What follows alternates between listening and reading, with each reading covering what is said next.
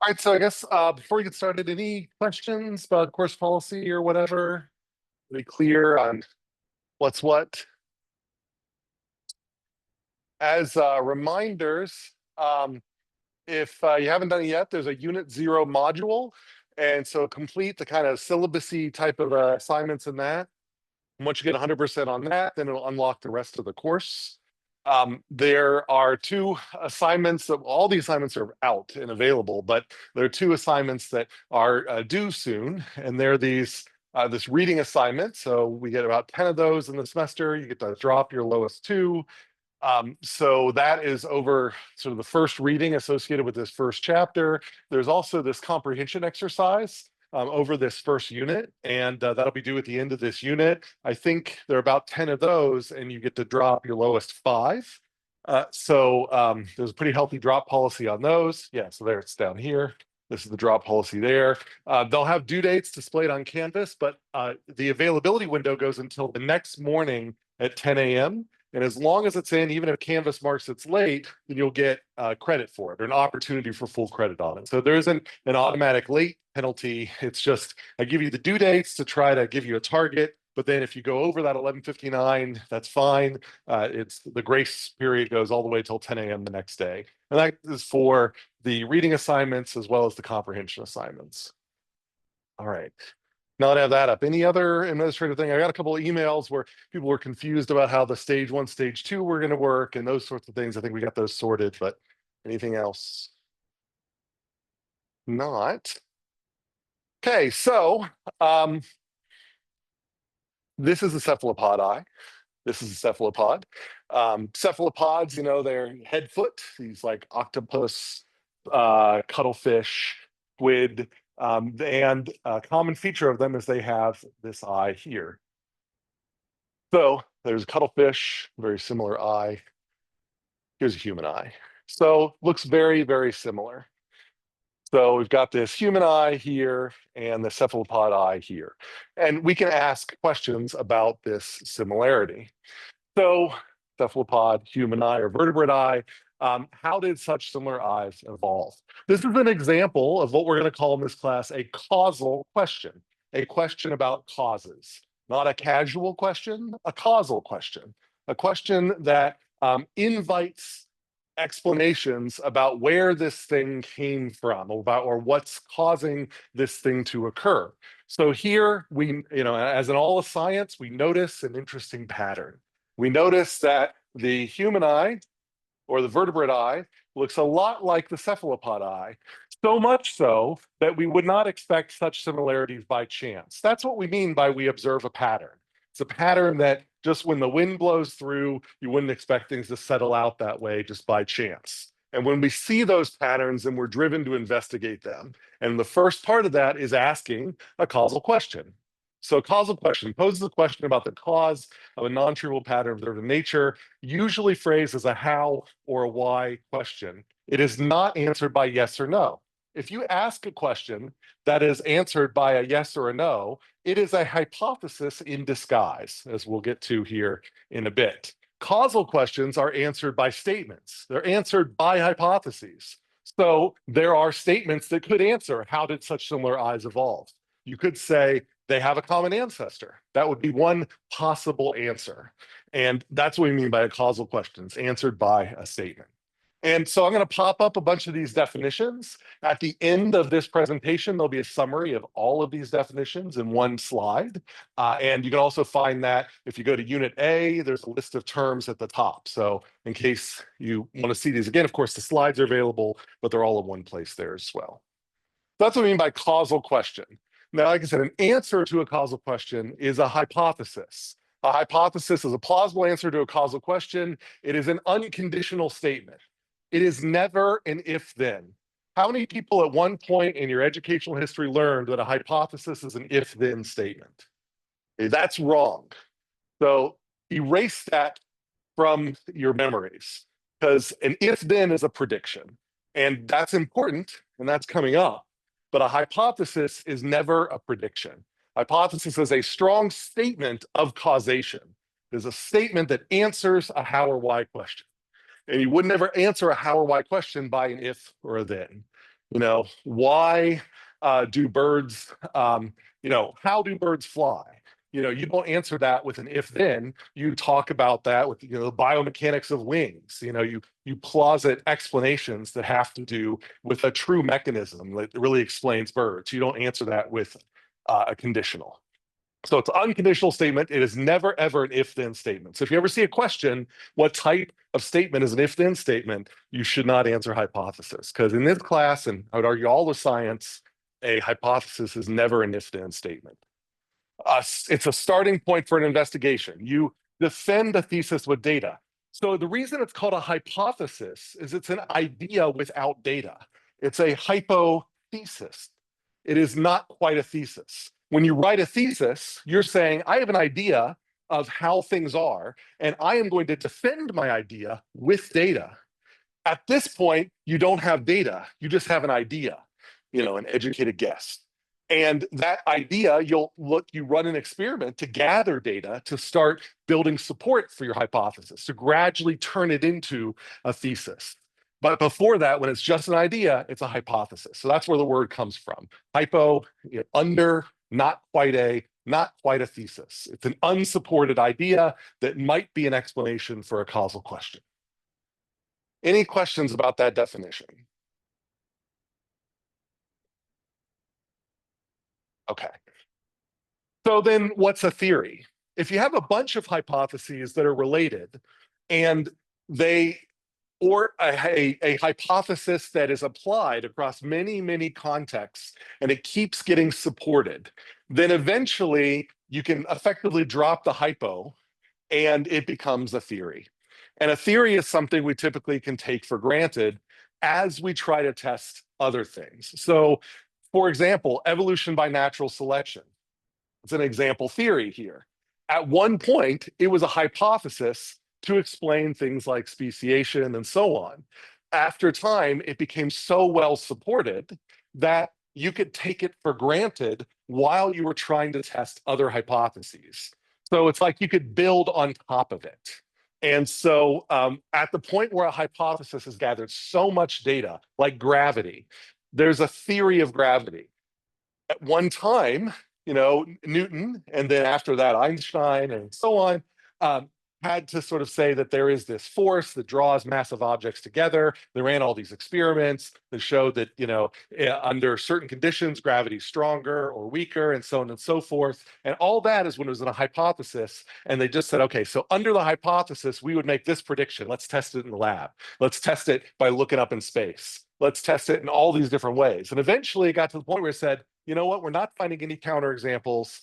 It has matured itself into a theory. So now we can build hypotheses that take gravity for granted, hypotheses about other things. So that's how you go from a hypothesis to a theory.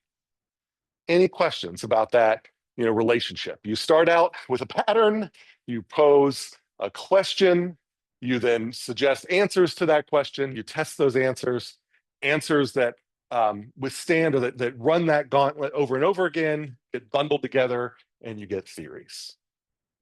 So just scientific process foundations. Okay. So I mentioned one possible hypothesis to test here. Vertebrates and cephalopods had a common ancestor with the eyes. Maybe that is a reasonable explanation for why the vertebrate eye looks so similar to the cuttlefish eye, to the octopus eye. Maybe. There are other possibilities, but that's one of them that we might want to test. So how do we test a hypothesis? So, for one thing here, I want to point out that this hypothesis is what we refer to as sort of living in that phylogenetic realm. So last time I talked about how different hypotheses are kind of these four different groups. And in this particular group, we're going to say when we're talking about how things evolved over that time scale, we're often going to use this term phylogenetic. So we're answering a phylogenetic evolutionary question. So across an evolutionary time scale, then how did you get, how did this trait. We'll have to define what traits are and all that, but how this particular trait that we see so commonly in vertebrates as well as in cephalopods, how did it come to be over evolutionary timescales? That's what we're really posing here. We're not at the moment talking about how the eye works. At the moment, we're not really talking about the function of the eye. Those are sorts of things that we're going to hold off and we can pose questions and answers to later. But for now, we're just trying to see, man, those things look similar. How did that happen on an evolutionary, not developmental, at an evolutionary timescale?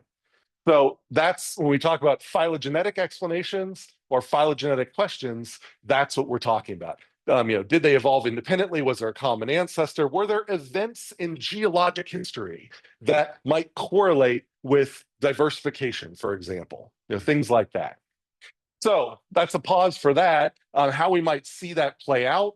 Here is an example of this, this phylogenetic tree here, which shows us the first. But so if we read this, this is time ago. So this is like now, and this is this is millions of years back.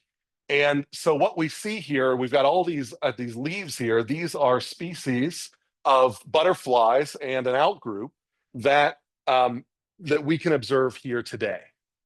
And we can look through molecular evidence and figure out that they not only are related to each other, but diverged from each other, diverged from a common ancestor at a certain amount of time back in history. So we can see that these two extant species had a common ancestor roughly at this period in history.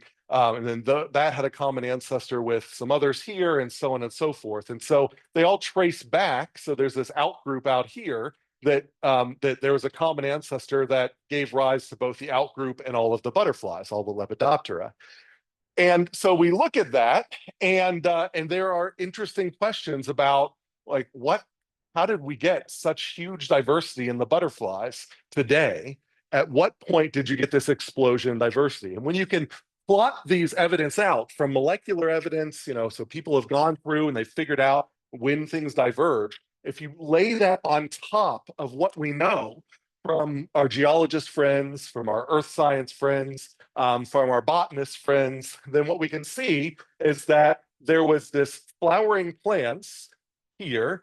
So angiosperms, flowering plants rapidly diversify, and then there's an explosion of butterfly diversity after we get a diversification of flowering plants. So you can imagine multiple hypotheses about the diversity of butterflies that may say, for some reason you had diversity of butterflies, and then after you had all these diverse butterflies, then that caused changes in plants, and you got diversity in plants. Or it might go the other way around, or maybe something else was going on. This here shows that plants diversified before butterflies diversified, and that lends support to the idea that the diversity we see in butterflies was somehow perhaps being driven by underlying an explosion of diversity in plants. So that is a phylogenetic explanation. It's over evolutionary history, how did we get the species patterns that we have here? So that's another example of what I mean by phylogenetic questions and phylogenetic hypotheses or answers. All right, any questions about, so, this course is not an evolution course. We will get into behavioral genetics and genomics a bit in section, I think, B. So, starting, I think, next week. So we will talk a little bit more about, these types of diagrams, what they mean, and how useful they can be for us as we study behavior. But this is just trying to get us thinking about this evolutionary timescale business. So, questions about this? Everybody okay? Before we go back to the octopus. All right. So back to the octopus. So maybe vertebrates and cephalopods have a common ancestor, and that's where they get their common eyes. All right. So let's assume that's the case. So we assume a hypothesis is true, and then we sort of say, under that assumption, what predictions can we make for experiments we design? So we're going to come up with an experiment, and that experiment is we're going to cut open the insides of vertebrate eyes and cephalopod eyes and just see what they look like on the inside. And if they really came from a common ancestor, now maybe this isn't the best experiment, but if they really came from a common ancestor, then we might expect to see that they're going to look the same at the mechanistic level, that they're going to be not only superficially similar on the outside, but they'll be similar on the inside as well. That would potentially be a prediction that would fall out of this hypothesis. So we're building an experiment to answer a what if question. So my definition of what an experiment is the same as my definition of what a model is. It's anything that can help you answer a what if question. And the what if here, like what if we opened up these, this experiment is what if we could look on the inside of both of these eyes and compare them. So we might come up then with this prediction. And a prediction, that's the if-then statement. So the because is where the hypothesis lives in the if-then statement. That's why it can be confused with an if-then statement. Because a good hypothesis should always be able to be put as a because in an if-then statement. But the if-then statement is not part of the hypothesis. So you do if experiment, then prediction under the assumption of the hypothesis for that experiment, because hypothesis. So if my experiment, maybe it's not the best experiment, but just to get us started here, if we cut open eyes and look at the insides of them, then we'd expect to see the internal parts will have the same organization, because we're testing the hypothesis that, for the sake of argument, we're assuming to be true, is that they have a common ancestor. So that's how we set up experiments and predictions from these hypotheses. So they follow this general format. If experiment, then prediction, because hypothesis. Follow me so far. Any questions about that?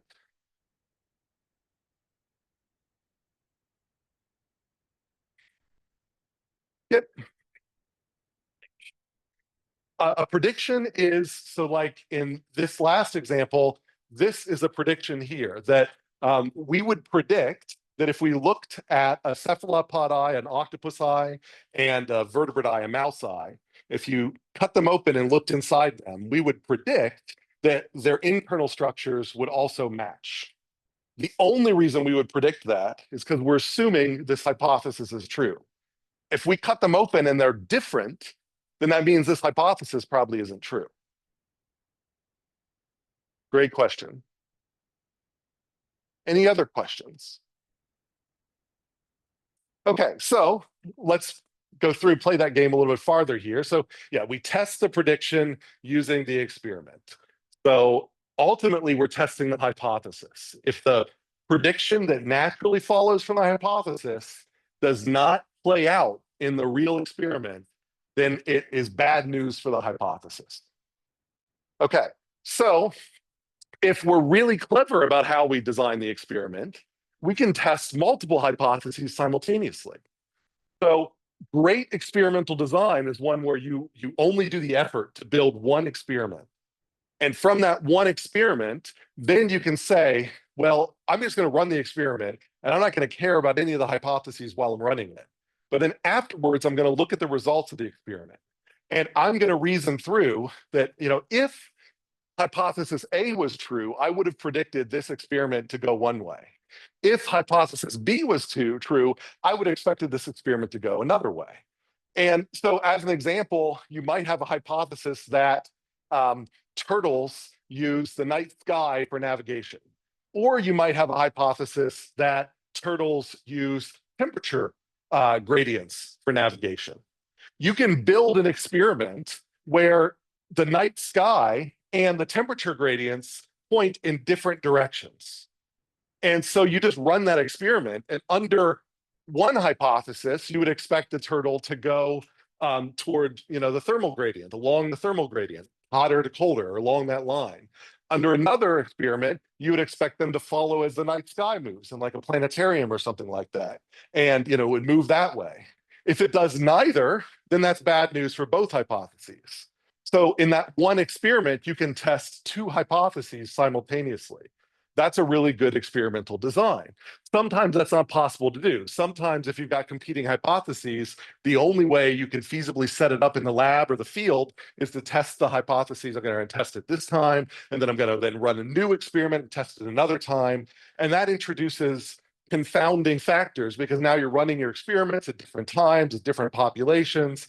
So there are other things that might explain differences among them. But ideally, you design one experiment and under it, you can predict different outcomes under different hypotheses. If you're really good, you go even farther and you design one experiment that can test lots of hypotheses simultaneously. There's going to be a reading that you do in a couple of weeks about, I think, these ground squirrels that bury like the droppings, pellets from mice or something like that. And they, I think, are testing different hypotheses for why they do that. And they run one experiment and they have a table of results. And it's a beautiful table, it looks just like this, where it says, we ran the one experiment and under hypothesis A, we would predict this to be the outcome. Under hypothesis B, this to be outcome, C, this to be outcome, D, this to be outcome. And they had like for 8 hypotheses. And then they had the actual outcomes in a column next to it. And then for each one, they could say, look, A, B, and D were totally wrong. C and D, it was inconclusive. And E was, exactly what we expected. So that is a great experimental design, but it takes a lot of thought ahead of time to come up with that good design to then do that. But in principle, this is what you hope to see in a really good study. One experiment, multiple hypotheses. Each hypothesis has a distinct prediction. So when you look at the outcomes of the experiment, you can evaluate the truth of each one of these hypotheses. Questions about that? That's our scientific process, like we'll need in this class to interpret the results of studies that we look at. Okay, so that's our, putting that in a diagrammatic form. We have a causal question. We pose different answers to the questions. There can be multiple answers. They're not mutually exclusive. Multiple things can be rejected simultaneously. Some things can be more supported than others. Some things it'll be totally inconclusive with. So your hypotheses, you all run into hopefully one experiment. And from that experiment, when you combine it with those hypotheses, you should get one prediction per hypothesis. So then if you look at the one outcome of that experiment, you combine your multiple predictions, and that helps you evaluate each of the hypotheses. And that's what we do in these interpretations. And from there, that tells us if there are now new questions. So maybe you've answered a why question, and now that poses a new how question. Or maybe new hypotheses like, oh, I didn't realize there was that experiment. There was some confounding factor. And of my 8 hypotheses, I got rid of 6 of them, but there's 2 that I can't tell the difference between. So now I have to run a new experiment to try to split up those 2 hypotheses and so on. Okay. All right. So with that in mind, let's try a first clicker question. If I can find my mouse.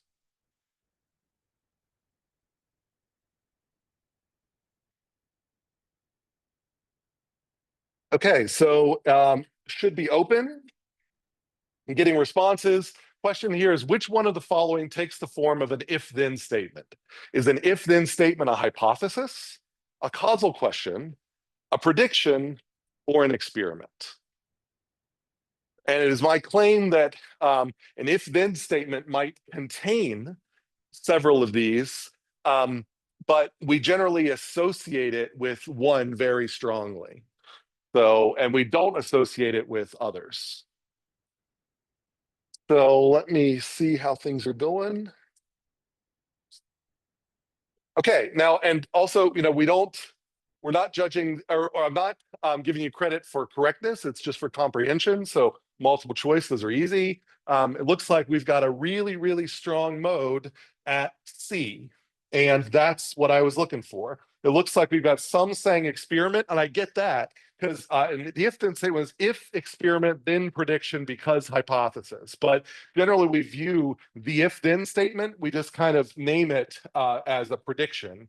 And we say that the prediction is based on an experiment assuming a hypothesis. So we view the whole if-then statement, the thing that kind of comes after the then, as the prediction. So when I refer to an if-then statement in this class, I'm referring to a prediction. No need to change your answer. Again, just looking, for comprehension, not correctness, but that's what we're shooting for there. So any questions about that distinction? Looks like most everybody's got that. Hypotheses are not if-then statements. Hypotheses are strong statements that if you rephrase them as a question, they would be answered with yes or no. Okay, great. So I'll go ahead and stop that poll. So see, everybody changed their answer. I mean, it's fine, but it's actually useful for me to know when do I get distractors, because it's not your like you got I just said all this stuff. Like for all I know, the last class you were in, everybody said like, oh, an if-then statement is a hypothesis or whatever. And so it actually helps me to see like, did I do a good job explaining this? And if I didn't, then it'll show up in the numbers. So it's nothing against you, it's all about me. So definitely like leave your first answer. You don't have to be embarrassed if you chose experiment or hypothesis or whatever. That's good feedback for me. Anyways. Okay, so we're back to here. We got our cephalopod. We want our experiment. So let's do the experiment and see what it looks like. Okay, so we cut open the vertebrate eye. We cut open the cephalopod eye. What do we see? At first, they look similar, right? So here's our vertebrate eye. This is like human eye, a mouse eye, whatever. Here's our cephalopod eye over here. Looks very similar in structure at first, but then if you look kind of closely, there's like the retina and the nerve fibers. So see all the nerve bundles back here, this optic nerve. If you kind of follow them around, in the vertebrate eye, they're on top of the retina, but in the cephalopod eye, they're behind it. So there's this so-called vertebrate blind spot that does not exist in the cephalopod eye, because here, all those nerve fibers have to go somewhere. There needs to be a hole. So the retina has to have a hole to put them through, and there's no way to actually form an image on that hole. So there's a blind spot in the vertebrate eye that does not exist in the cephalopod eye. I think I've got instructions here if you want to find your blind spot. You might have done this in a psych class or a neuro class, but and you don't have to do this now. Every once in a while I see people in Starbucks doing this. I think it's kind of funny, but you can hold your two thumbs out, and like what I'll do is I'll hold my right and left thumb out. If I close my right eye, it could be the left and symmetric, and I focus on my right thumb with my left eye, and then I move my left thumb over just a hair. It's like right here, and my left thumb disappears. Like it's just like I have a hand with no thumb. And it's only a couple of centimeters, it's not very much, but it disappears entirely. That's because you are a vertebrate and you have a blind spot. And so it's real subtle. You may not be able to see it in here, but if you go home and try it, you'll just notice it's like it's got a hand and you're like, oh, my thumb will just cut off. And then if you move it just like a hair over a little bit more, your thumb will come back. And that is your vertebrate blind spot. Cephalopods do not have that. They can hold their tentacles out and do that experiment, and they've always got tentacles. And so that is an indication to us that there is something fundamentally different about these two eyes. It is probably not that they came from the same common ancestor, because they look externally, they're superficially similar, but internally, it's a totally different machine. So I don't really think that they came from a common ancestor. There's probably better explanations. All right, questions about that? Okay, so rejected hypothesis, more likely this is convergent or parallel evolution to a similar strategy. So that's great. Okay, so that was a phylogenetic exploration there of those. There are other types of hypotheses too. Now that we've looked at the eye, then we can ask questions about this blind spot or the lack of blind spot here. Why or how does the vertebrate eye have a blind spot? Or the other way, why does there no blind spot in the cephalopod eye? So we can then, these are new causal questions, but these are developmental causal questions. They are questions not about how things evolved, but more about how the eye is built. And, why does this eye get built this way and this eye get built this way? So if we look at that, there are hypotheses that we can pose.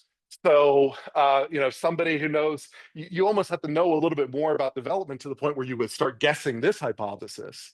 But you can have a hypothesis that the optic nerve is projected inside the optical cup at the end of development. So it's kind of like the reason you get this hole here is that at the end of the development, the optic nerve finally has to poke through. And that's why you get that blind spot, because it sort of is on the wrong side of the eye for most of development. And then over here, you could say, but well, maybe actually in the cephalopod, the optic nerve starts out on the correct side of the eye and just kind of invaginates, kind of like just bends and gets pulled into the cephalopod. And that's why it doesn't need to poke a hole.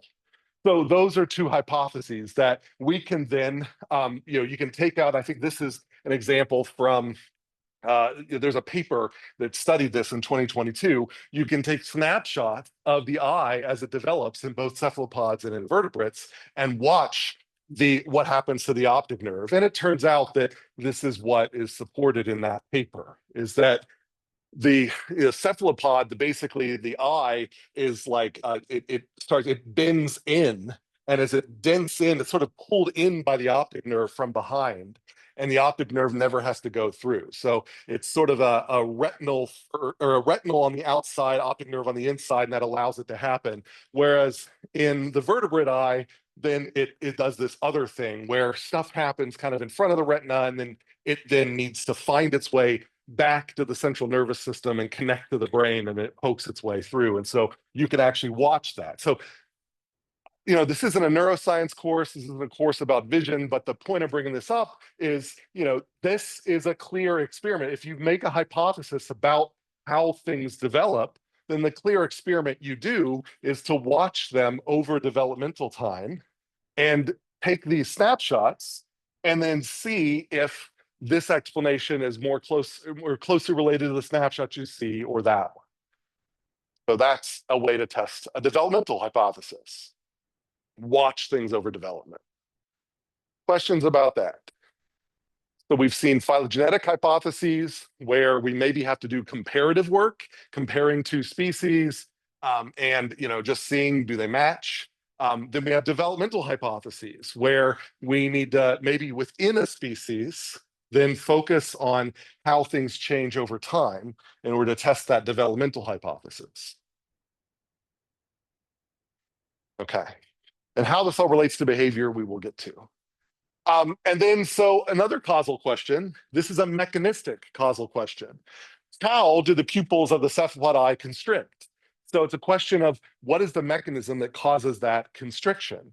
So there's a bunch of different ways you could answer this. One of the hypotheses is you could say they always constrict together. I'm just going to say that whenever you constrict one, it's coupled to the other, kind of like the legs of a kangaroo can't move independently, and so they end up constricting together. So, okay, so I'm going to shine a light in one eye and see if the other constricts. And if I do shine a light in one eye and it constricts, but the other one doesn't, then I've disproved that hypothesis. So that is not the mechanism that's going on there. So that's a way to test these mechanistic things. Is if you think a certain mechanism is there, then maybe you get rid of the mechanism and see if the eye still operates. Maybe you make a prediction that if that's the mechanism, try to break that mechanism. And the breaking of the mechanism would be shining a light in the other eye. And then this eye would sort of close, even though there was no reason for it to close. But it turns out they're controlled independently. So in that case, we can reject that hypothesis. That's a mechanistic hypothesis. So then the last set of hypotheses are the functional ones. Why do cephalopods have vision to begin with? What is the benefit of vision? And so these are often the hardest things to test. And they often have the wildest and most varied hypotheses or explanations. You could say they use vision to find mates. All right, so under that hypothesis, I'm going to do an experiment where I compare mating outcomes, number and distribution of mating events, in complete darkness compared to light. And if I see that they mate more in the light, then maybe that tells me that they're using vision for mating. And mating is important. So maybe that's what drove them to get eyes over evolutionary history. Maybe that's the function of eyes. But other things could be going on too. Another hypothesis is that they're actually using them to hunt. So in that case, I set up a similar experiment where I give them complete darkness and light, but now I'm not looking at mating performance, I'm looking at how often they can catch prey. And if they catch prey more often in the light than in the dark, then maybe they're using vision for catching prey. But they could be doing both, right? So it's more of, they get some fitness benefit from one and some fitness benefit from the other. It might be more interesting to know the relative fitness benefit. So how many offspring do you get out of mating versus how many offspring do you get out of surviving? But both are probably important. And there could be other ways to test each one of these hypotheses. So instead of doing dark versus light, I could blindfold an octopus. So the thing about dark versus light is it doesn't only affect the octopus, it also affects their prey. Now, what if I want their prey to be just as good at doing whatever it is they do in light and dark, but I just want the octopus to not be able to have their eyes? Well, you can do things, and people do this in the lab. You can ablate their eyes, you can remove their eyes, you can paint over their eyes, you can blindfold them, and then see if when they're wearing the blindfold or when they can't use their eyes, how well they do versus when they can. And then so that's another way to test whether vision is being used to find prey. So experimental design is hard on its own. Experimental design, when it comes to fitness, hypotheses, when it comes to functional hypotheses, ultimate causation, as we're going to call it, it's very difficult, but it's important as well. And oftentimes you can say that one particular mechanism can provide lots of different functions, and we can't say that it's only one function that drove its evolution. So, but we can still answer or ask those questions. All right, so multiple explanations, multiple experiments. So it's 4 types of questions. We had this ultimate question, which I'm going to call this functional question. Why do they have vision? We had this evolutionary question. How did they evolve relative to vertebrate eyes? We had this developmental question. How do they develop over their, from baby octopus to adult octopus? How does the eye develop? And then a mechanistic question. How does the eye work? How do the pupils constrict? And so I would put these all on a time scale here, where these causal questions are asking about the short time scale, things that happen now. You just plop an octopus in front of me. What can I observe at this instant in time? Those are mechanistic questions. As you go further and further away, then here I need to talk about not only cephalopods, but the ancestors of cephalopods and the relatives of those ancestors. That's a very, very long time scale. So that's kind of how we sift these 4 question types out, is at that developmental, at that history thing here. So so I need to know here a single individual over their life history. That's this causal question C. Causal question B, I'm looking at the species as they evolved over time. And causal question A, the fitness that was driving those changes, potentially driving those changes over time, which might lead to evolution for sure, but this is sort of the bigger ultimate driver, and this is sort of a shadow of that driver, and then this is how you build it, and this is how it works every day. So questions about what I mean by time scale here before we name these categories. Or this idea of there being different temporal categories of explanations was first recognized by Aristotle. So how many people have taken like a philosophy 101? Anybody have heard of Aristotle's 4 causes? Very influential in biology as well.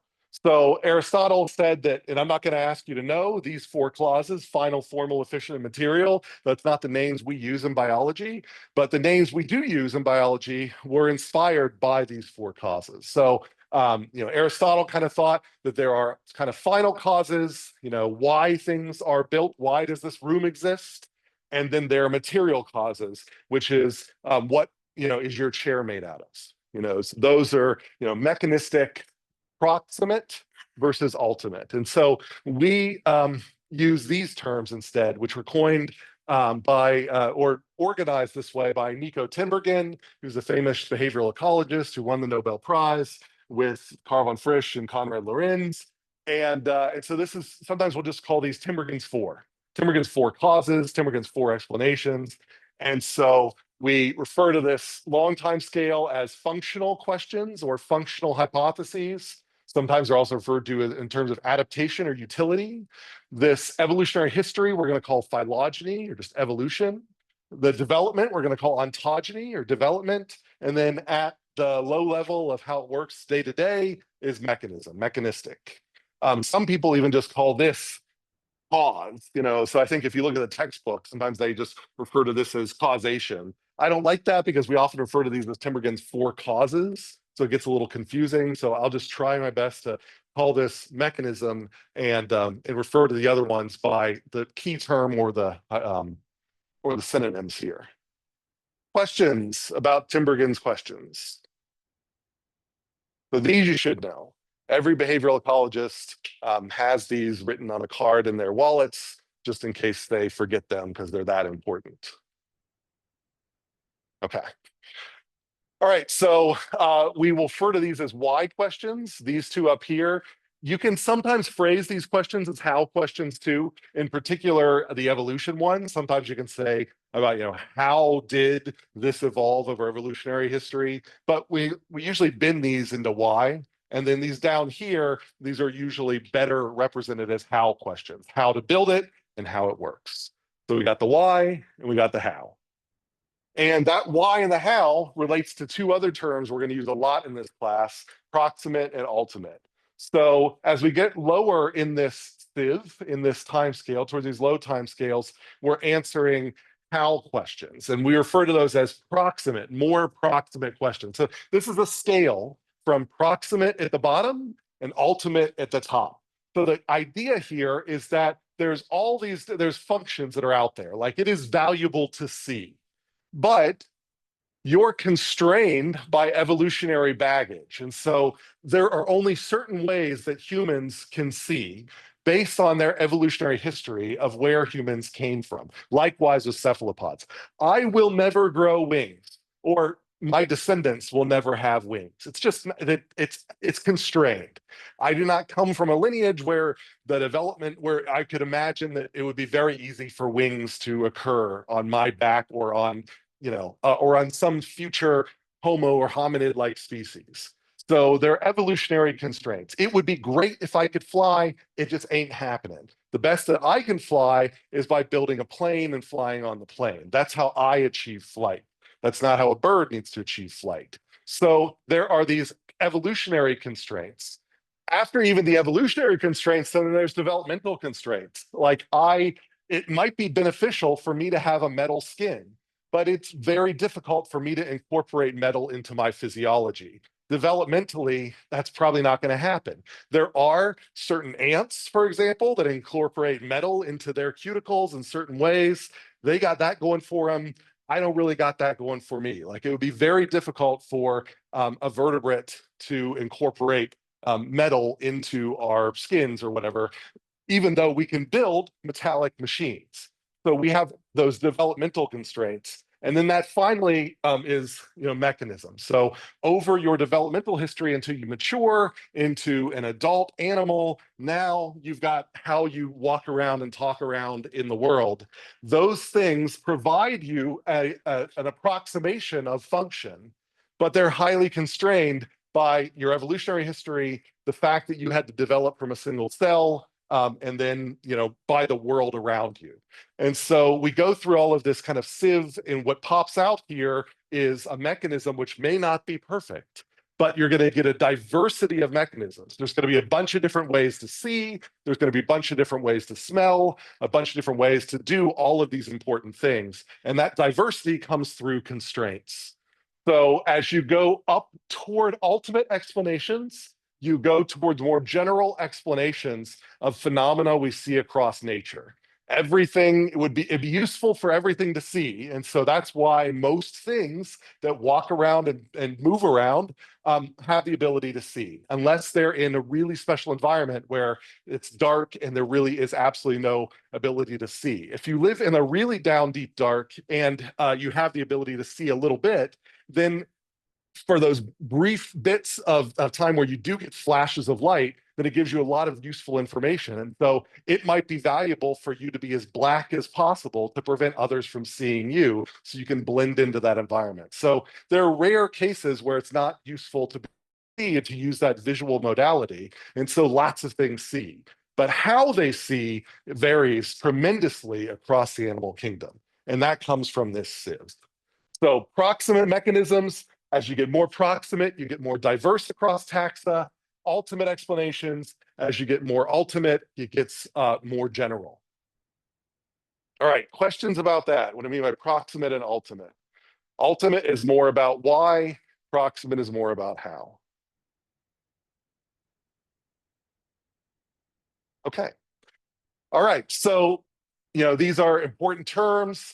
This is me just sort of stating the same thing that I just said. Phylogenetic constraints reduce the mechanisms available to you, and that's the reason why, even though these eyes have very similar function, they're built very different ways. So we have diversity across taxa because cephalopods were constrained in different ways than vertebrates were, so they had to build different eyes. But it was useful for both of them to have eyes, so they both have eyes, but they have very different eyes. Different mechanism, same function. Okay, questions? All right, so all right, let's do one more clicker then, since I've got it up. Remember, these are like the most important terms in behavioral ecology, so these Tinbergen's 4. So which of these 4 causes corresponds to the most proximate level of analysis? Is it A, function, B, ontogeny, C, mechanism, or D, phylogeny? Pardon me? Well, so that was kind of part of the challenge here. Is that so? I was saying that when we sorted these, proximate was on the bottom. It was the one that was closest to one of these, and ultimate was on the top, and it was closest to one of the others. So we'll go over the answers here in a second, but that's part of the question. So I'll give you a second to cue in your answers. So when we refer So right now we're getting most answers are grouping at C with a few at D. And so what I was looking for was C. So proximate is like, it sounds like it's near to you. It's proximal, it's closest to you. So that's what I mean. It's the lowest time scale. It's like, I don't know how I evolved. I don't know why I evolved. I don't know how I developed into the adult that I am. But I do know that that if I touch a hot surface, that I feel that pain and I jerk away from it. So it's most proximate to me that mechanism of understanding that, that there's a heat response, that I have a reflex that happens. I don't know why the reflex is there. That's another thing. But just knowing that, how does that reflex work? I could go in and I could figure out how that reflex works. And that's very proximate. It's like right now. The ultimate about why do reflexes exist in the first place, that is a much more complicated question that is a lot harder to answer. So that's the ultimate drive, the ultimate driver of why you have reflexes. That's out there, that's driving everything. But what you see day to day is not those ultimate drivers, it's those mechanisms that when I touch something hot, I jerk away from it because I have that reflex and I can figure out how that reflex works. So that's what we mean by proximate. It's closest to you. Ultimate, it's farthest. It's what's driving these patterns. Yep. So the ontogeny. So if you wanted to know, like you could ask, at what point do reflexes develop? So you could say, I got this baby, and I hit the little hammer on their knee, and their knee might kick. And does it always kick? Like right when they kick in the womb. So do they kick immediately when they're born, or does something have to happen? And so for example, there are a bunch of birds, kind of in the gull family of birds, that they cannot recognize the difference between their own offspring and other offspring until about the age where the offspring can walk.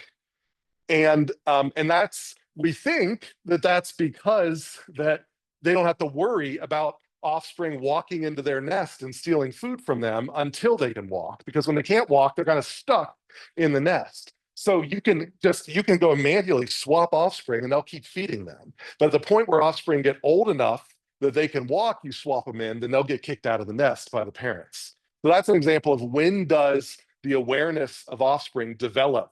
So that is an example of an ontogeny question as opposed to a mechanistic question. How do they recognize it? Oh, they notice that there's a certain color pattern that only their offspring have. That's a mechanistic question or answer. Other questions? All right, great.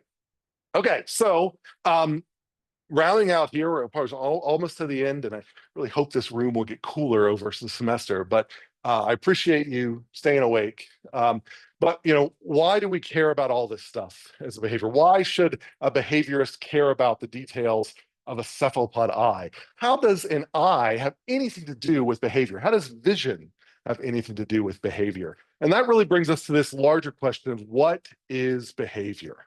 This is very difficult to answer. There's a great book on this. So this is Marlene Zuk, famous behavioral ecologist who has done written a lot of great papers, a lot of great books. This is one of her recent one, Dead Cockatoos and the Dead Man's Nest, How Behavior Evolves and Why It Matters. And this is largely all about the confusion about what is behavior. And in the book, she cites this psychologist who refers to what modern behaviorists and some psychologists refer to as the dead man test.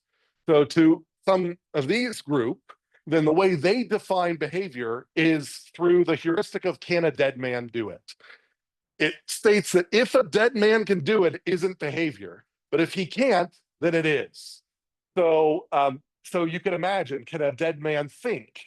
Well, we don't think a dead man can think, so that's probably, if he can't do it, then thinking is probably a behavior.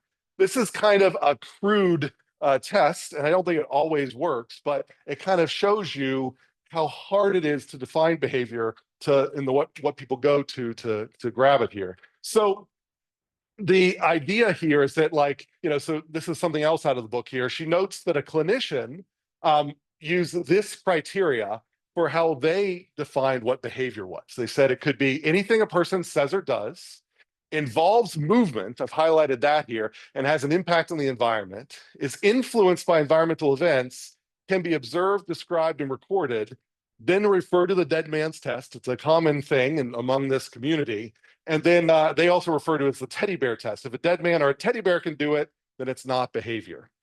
So presumably these two entries kind of soften things a bit, with the teddy bear being nicer than the corpse, but the same basic idea. So this is how they define behavior. But I'm not sure this is a great definition of behavior, because, is it possible to learn without moving or doing anything that's immediately observable? This sort of suggests that you have to have movement and an impact on the environment. But you're sitting there, maybe learning something from me, maybe not moving at all. But if you're learning something from me and not moving, this definition would say that that act of learning does not fall into behavior, although it may affect your behavior later on. So I'd say that seems a little too strong. I mean, so I hear, what if an animal learns something but never has an opportunity to reveal that it's learned that? So it's changed something in the animal, but you've never actually observed the animal making use of that. Is it behavior? I would still think that, we do care about that if they are learning about that. And I think, an easier example, think about predator and prey. So if you have a predator that's sitting there and a prey animal goes by, sure, if it launches toward the prey animal and maybe catches it, maybe doesn't, we would probably refer to it jumping after the prey animal as a behavior. It chose to jump after the prey animal. But just like death being defined by life and life being defined by death or whatever, the choice not to jump should be just as salient as a behavior as the choice to jump. If that predator sees a prey animal go by and for whatever reason says, huh, you know, I don't like that prey animal, I'm going to wait for the next one. It's not worth it to me. That choice not to do something is just as interesting from a behavioral ecology perspective as the choice to do something. So it can't be just about movement, I think. So you know, for so how are we going to define it in this course? I mean, it's going to be one of these things like defining life. We can come up with definitions of life, but there's a little bit of a know it, you know it when you see it. And it's more interesting to talk about the problems that life causes and the related solutions than to try to exactly define it. But I think that we can sort of say that in almost all of the examples we'll talk about in this class, behavior will involve at least one of, but not necessarily all, of movement, social interaction, cognition, or learning. Personally, and this is not a definition out of the book, I like to differentiate between behavior and physiology. To me, physiology are all the things that an animal can do, or I would say must do. So your heart beats, and it doesn't really have a choice in how it beats. There's a regulatory process that will cause the heart to beat faster, to beat slower, but the mechanism behind that regulatory process is just a part of physiology. At the point where your physiology allows you two or more options, so your physiology permits you to chase after the prey or stand here and just wait for the next prey. And sometimes animals do one thing and other times they do the other thing. To me, that's where behavior is important. And likewise, this could be things that are not observable that are going on inside you. So, there could be physiological things that happen. Like you might sit here and I'll tell you that, oh, pop quiz. And there's not. But if I said that, your cortisol levels, like, you might get stress hormones that suddenly, that the titers will ramp up into your bloodstream. And at that point, it's going to change the way you perceive how attentive you are. It's going to change how you're taking in information and so on and so forth. And I would also say that a behaviorist is interested in that background level of stress. And that's something I can't observe unless I take your blood or your urine or some things like that. So things that I can't readily observe just by watching. Those to me are still aspects of behavior because they can be differentiated from physiology in that you can observe different animals behaving in different ways under those states. They're all feasible. And that gets us back to things like vision. So vision is an interesting thing. If I am a bird and I see another bird that has a particular color that I find attractive, then I might choose to court that bird. Now, that courting process is definitely part of behavior. But what's interesting is the color that invited or that precluded that led to the courting is also a part of behavior. So even though the other bird didn't have a choice to display that color affected the behavior of another. And that is what makes color and how it is built a behavior.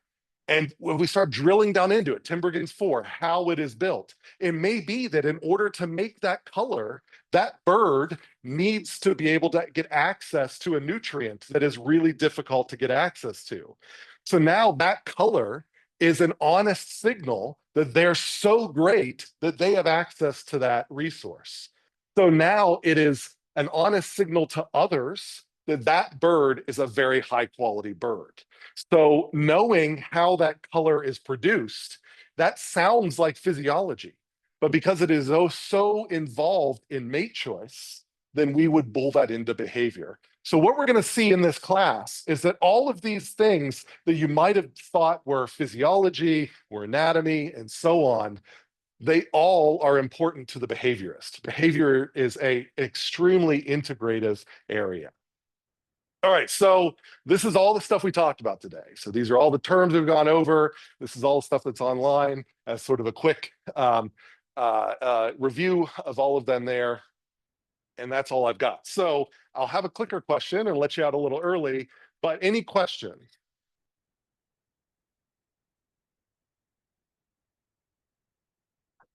All right, so don't forget, we've got these assignments that are out. And otherwise, I'm going to leave you with this question here. Even though that we are an animal behavior course, and there's no right answer here, but do you think, based on this last discussion, that plants can behave? Yes or no?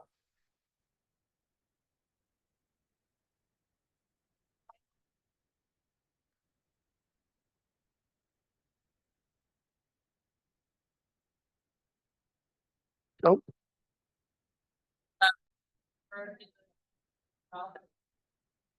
There